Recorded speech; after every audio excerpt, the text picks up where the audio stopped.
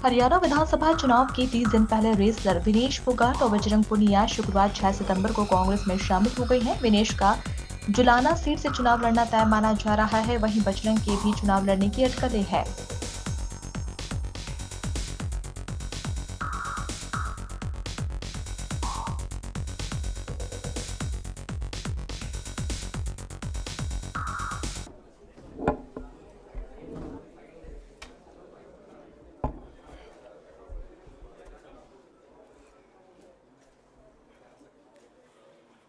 सबसे पहले तो मैं पूरे देशवासियों का बहुत बहुत धन्यवाद कहना चाहती हूँ, आप मीडिया पर्सन्स का भी, क्योंकि आप लोग ही हम लोगों को इतना through out the journey wrestling में आपने सपोर्ट किया है।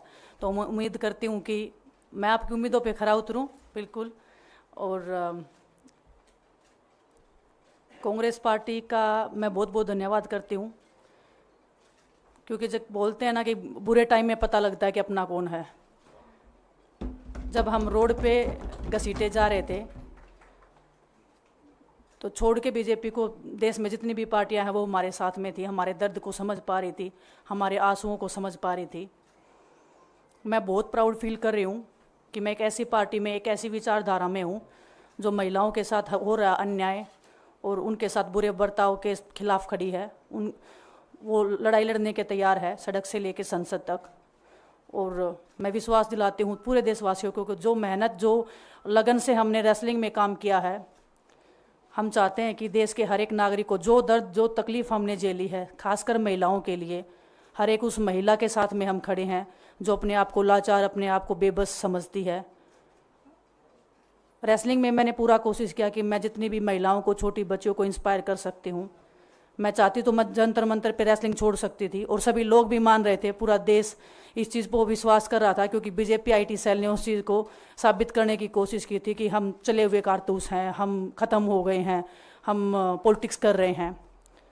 उन्होंने बोला मैं नेशनल नहीं खेलना चाहती, मैंने नेशनल चैम्पियनशिप खेला। उन्होंने बोला ये ट्रायल्स दे के नहीं जाना चाहते, मैंने ट्रायल्स भी दिया। उन्होंने बोला कि ओलंपिक्स लेवल तक नहीं जाना चाहते, मैं ओलंपिक्स में गई, मैं फाइनल्स में गई। अनफॉर्चुनेटली परमात्मा को कोई और चीज़ मंजूर होगी। एक चीज़ मुझे पता है कि जब मेहनत आप करते हो तो ज़रूरी नहीं कि आपको उसी दिशा में मिले, कई बार दूसरी चीज़ों में भी आपको वो फल मिल जाता है।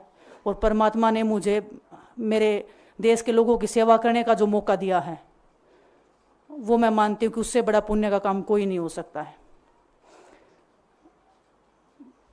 मेरे लिए बहुत प्राउड की बात है, बहुत एक मैं नई पारी की शुरुआत कर रही हूँ आज से। मैं चाहती हूँ कि जो हमने फेस किया एज ए खिलाड़ी होने के नाते, उन सब खिलाड़ियों को वो चीज़ ना फेस करनी पड़े। हम उनकी लड़ाई में साथ हैं। शायद उनको आज हिम्मत मिले कि जो पार्टियां पावर में रहती हैं शायद वो साथ में नहीं खड़ी हों, लेकिन उनके बहन भाई हैं जो उनके साथ में खड़े हैं। और हमें पता है स्पोर्ट्स में कितना गलत होता आया है, नहीं बोल पाते हैं खिलाड़ी। आप हमसे देख लो, बजरंग के ऊपर डोप का बैन लगा दिया 4 साल का, सिर्फ किसी लिए कि सिर्फ उन्होंने आवाज़ उठाई थी हमारे साथ बैठ के।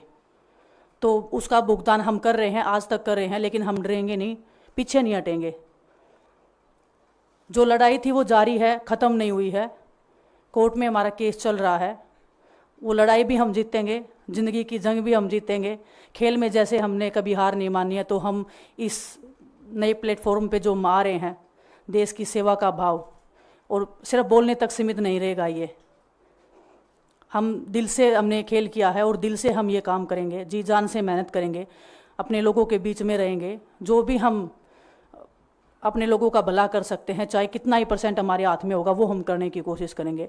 और मैं अपनी बहनों को बताना चाहती हूँ कि आपकी बहन आपके साथ में है। किसी भी मुसीबत में, किसी भी पल, किसी भी क्षण आप ऐसे मत समझना कोई भी आपके साथ में नहीं है। जब कोई नहीं खड़ा होगा तो मैं आपके साथ में ज़रूर खड़ी रहूँगी, कांग्रेस पार्टी आपके साथ में ज़रूर खड़ी रहेगी। ये हमने फील किया था, और मैं वादे से कह सकती हूँ, दावे से कह सकती हूँ कि बिल्कुल आपके साथ भी खड़े रहेंगे। बहुत बहुत धन्यवाद आप सबका। धन्यवाद दिनेश जी। मैं बजरंग पुनिया जी से आग्रह करूंगा कि वो अपने विचार आपके सामने रखें। सभी को नमस्कार। और मैं धन्यवाद दूंगा केसी जी का, हरियाणा के प्रभारी हमारे दीपक बावरिया जी का, अध्यक्ष हमारे उदयपान जी का, पवन खेड़ा जी का, और विनीत पुनिया जी का, और जितने भी कांग्रेस के हमारे लीडर हैं उन सब का, कि हमें विनेश ने बताया कि बुरे समय में हमारे साथ खड़े हुए। जो आज बीजेपी की आईटी सेल बोल रही है कि इनका मकसद तो सिर्फ राजनीति करना था, हमने तो उनको लेटर भेजा था, वो जब भी नहीं आए। हमने तो बीजेपी के जो सांसद थी, जितनी भी महिला सांसद थी, उनके घर पे लेटर दिया था, वो फिर भी उन बच्चियों के साथ नहीं खड़े हो पाए। कांग्रेस पार्टी तो बिना कुछ हमने इनको बताया ये वहाँ पे हमारे साथ खड़े हुए।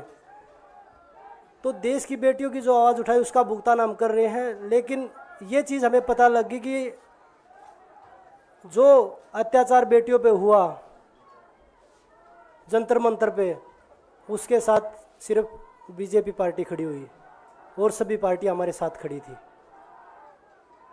और जो भी आज हम इस पे कांग्रेस पार्टी में आए हैं, मैं धन्यवाद देता हूं सभी का। हम अपनी पूरी मेहनत, जितनी हमने कुश्ती में मेहनत की है, जितनी हमें किसान आंदोलन में मेहनत करी है, जितना अग्निपथ योजना के टाइम पे मेहनत करी है और बेटियों के आंदोलन में मेहनत करी है, ऐसे ही मेहनत करेंगे और कांग्रेस पार्टी को भी मजबूत करेंगे और देश को भी मजबूत करेंगे और ग्राउंड पे रह के काम करेंगे। जैसे रेसलिंग में बचपन से 7-8 साल की उम्र में लगे थे, जब ये पता नहीं था कि हम ओलंपिक मेडल जीतेंगे, लेकिन धीरे धीरे आगे बढ़ते गए, मेहनत करते गए और वो मुकाम हमें मिला, क्योंकि ओलंपिक से बड़ा कोई भी प्लेटफॉर्म नहीं होता। और जिस दिन विनेश फाइनल में गई, उस दिन पूरा देश जोश में था, पूरा जश्न हुआ। लेकिन अगले दिन जो घटना हुई, पूरा देश दुखी था। लेकिन कुछ आईटी सेल थी जो पूरा देश में जश्न मना रही थी। तो ये देश के लिए बड़े दुख की बात है और पूरे देश को सोचना चाहिए कि आप किन लोगों को सपोर्ट कर रहे हैं। जो देश में खिलाड़ियों के साथ, महिलाओं के साथ, किसानों के साथ, जवानों के साथ जो अत्याचार कर रहे हैं, आप उन लोगों को सपोर्ट कर रहे हैं। तो मैं यही बोलूँगा कि हम मिलके मजबूती से लड़ेंगे और जो संघर्ष की लड़ाई उसमें हम हमेशा कांग्रेस के साथ खड़े रहेंगे। और जो विनेश ने बोला कि हम हर जो महिला, जो बेटियां, देश की बेटियां हैं जिनके साथ अत्याचार होता है, हम उनकी आवाज़ हमेशा उठाते रहेंगे। सभी का धन्यवाद।